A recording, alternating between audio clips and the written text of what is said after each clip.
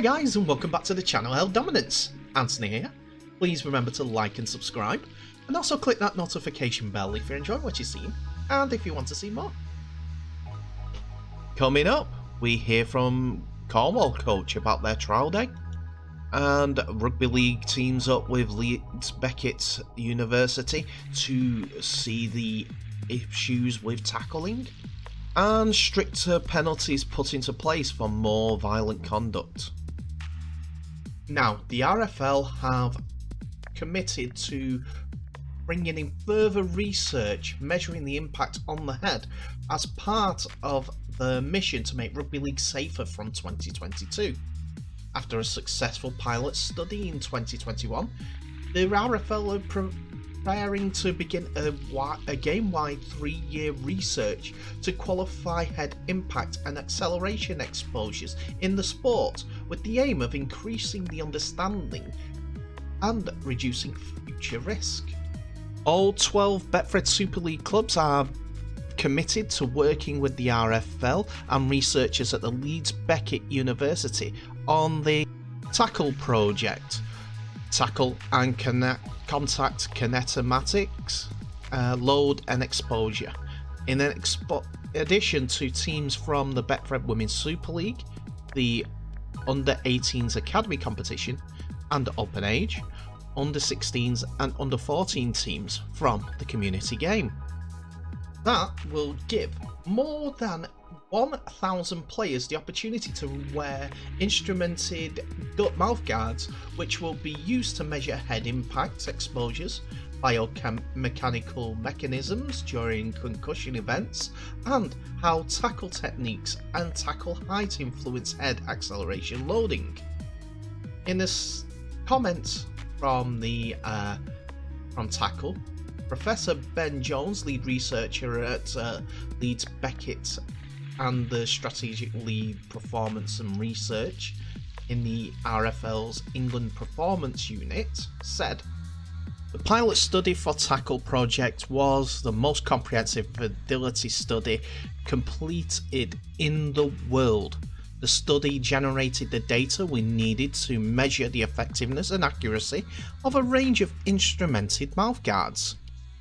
We are now ready to begin the 3-year research project as we approach the start of the Betfred Super League season next month, with the Women's Super League, the Academy and the community competitions to kick off slightly later. We are working closely with other sports who also recognise the importance of research in this area and are interested in the project, largely because it will monitor both male and female players from different sections of rugby league. It's important to put on record our gratitude to the clubs and the players for their support of this project." The RFL board have also accepted a recommendation from the Sports Clinical Advisory Group to amend the graduated return to play protocols following the concussion events, which will mean any player who failed a concussion test during a match or training will not be permitted to play in another match for a minimum of 11 days. With their readiness for all stages of the graduated return to play to be monitored by medical specialists and as previously been the case. So this is an example of one of the gum shields that are out there, and this is by Prevent Biometrics, who think its smart mouthguard can make contact sports safer for athletes. So the gum shield is mounted on a circuit board for 4 accelerometers, 2 on each side and 2 off center, the blue that you see in the pictures below. The circuit board also includes a light proximity sensor to ensure that the mouthguard is securely on the player's teeth, 3 LED alert lights, wireless charging componentry and a Bluetooth module. The accelerators monitor the number, direction and force of impacts on an X, Y and Z axis, and a pattern algorithm calculates the force, location, direction and the number of impacts. The data is sent by Bluetooth to an iPad app. Currently, the threshold for impact alerts is set at 50 GS. I don't know what GS stands for, but the team is currently working with researchers to determine the threshold at which an athlete should be pulled from the field of play. So these are the ones that are used in American football. So with the helmets, there would be a bit more acceleration with it, but as an example of gum shields that are out there for the specific use to help with my I would say head trauma and concussions, it would be a good device. Everything geared to making the athletes safer to play in their environment will make this sport even better. The players are on the pitch, see faster action, and more technique driven tackling rather than the crash bang wallop that you see every now and again in the sport.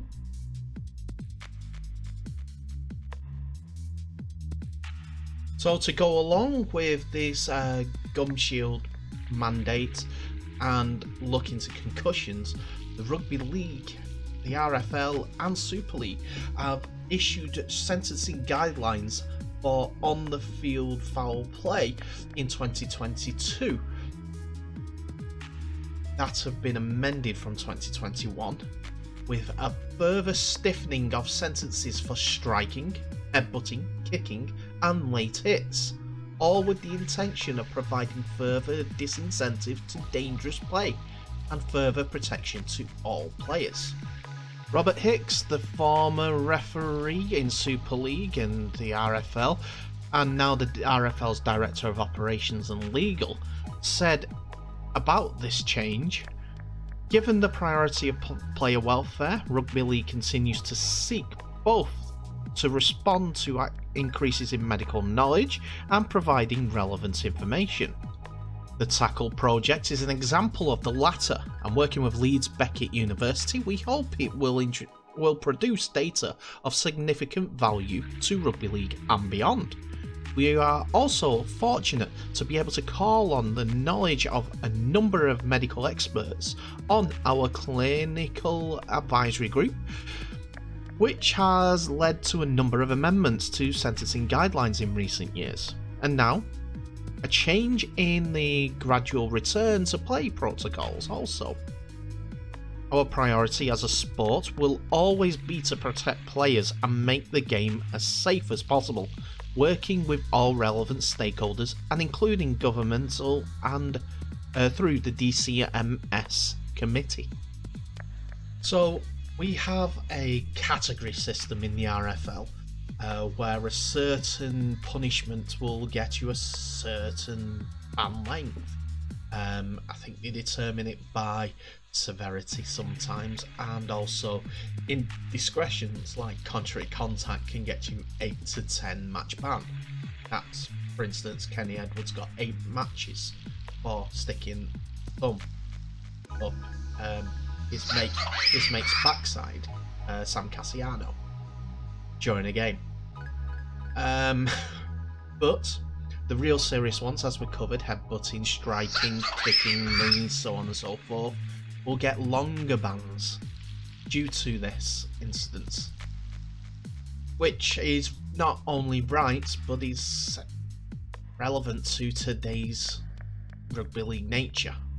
We are a tough sport. We don't want it to be any tougher than what it already is.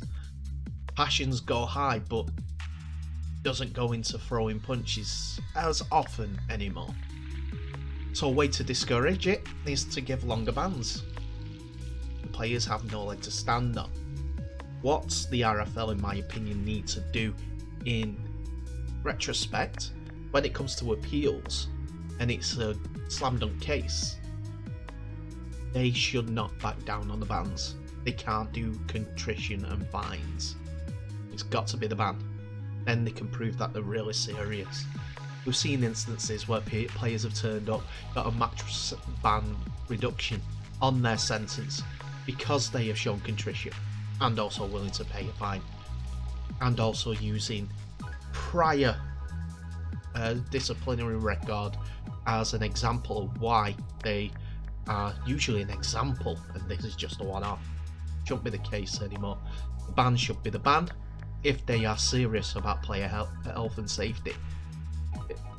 You'll be able to tell if they are or not with a certain type of player who does this instance. That's just a comment on my part. But we've got a new season to come. We'll see what happens with these bans.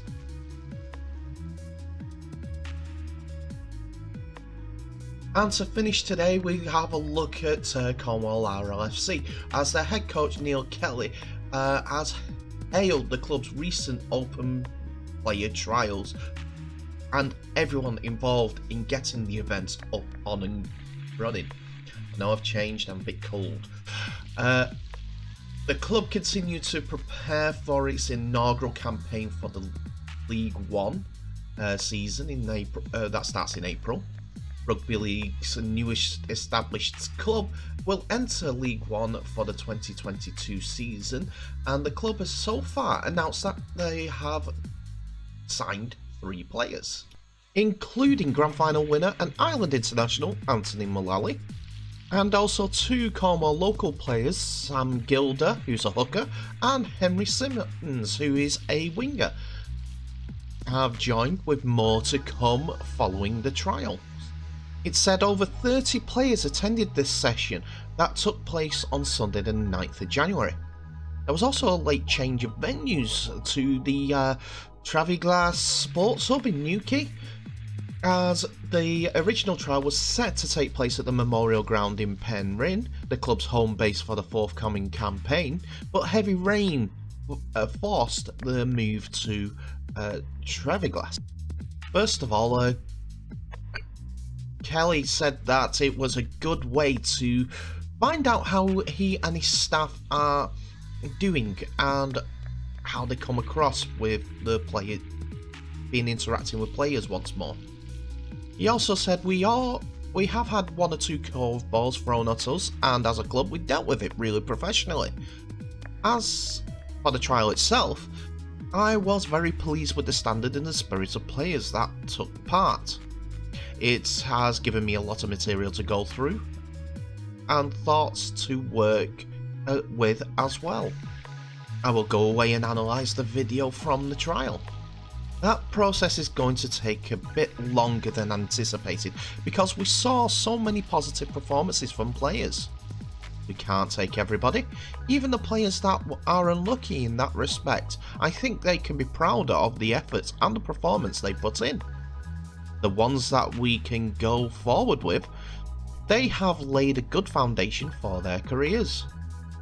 While there was the local rugby union and rugby league players from teams like Cornish Rebels, Gloucester Allgolds, players like that from that sort of area, there were players that Kelly revealed on an interview with BBC Cornwall had travelled down from the northwest to get involved, travelling from Greater Manchester and Merseyside respectively. So, during the off-season, the club made a commitment though to recruit Cornish players in its inaugural season, promising at least 10, and with 2 already signed up, it's a work in progress that they're continuing to do. Our project is all about growing rugby league in Cornwall and getting a presence of rugby league in Cornwall, said Kelly. It was never going to be the case where we were going to build a team of 25 northern lads, train them at a sports centre in Featherstone, then bus them down to Cornwall. The trial has given me confidence that coming to Cornwall was the right thing to do, because I've seen local players with a lot of talent. It has given me food for thought.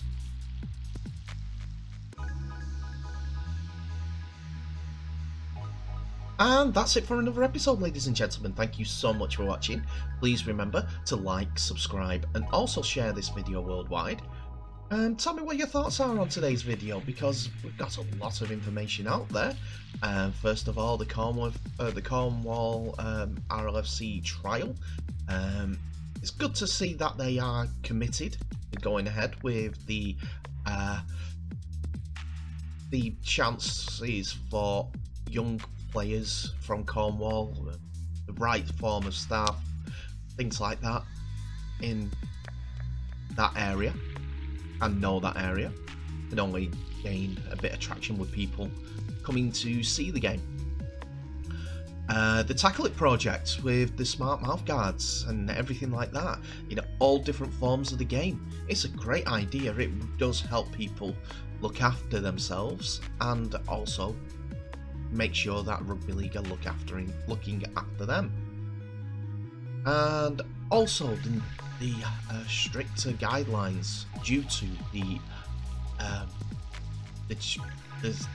next 3-year incentive on concussions and trauma, brain trauma, so on and so forth. It's all gearing to looking after players for a long and happy life after the sport ends. But anyway, tell me in the comments what your thoughts are on these. It's all good information. You think Cornwall's going to be a success? But anyway, thank you so much for watching. Please remember to share this video worldwide and tell your friends we are here for this growth. But in the meantime, thank you for watching. All the best, and I'll see you in the next video.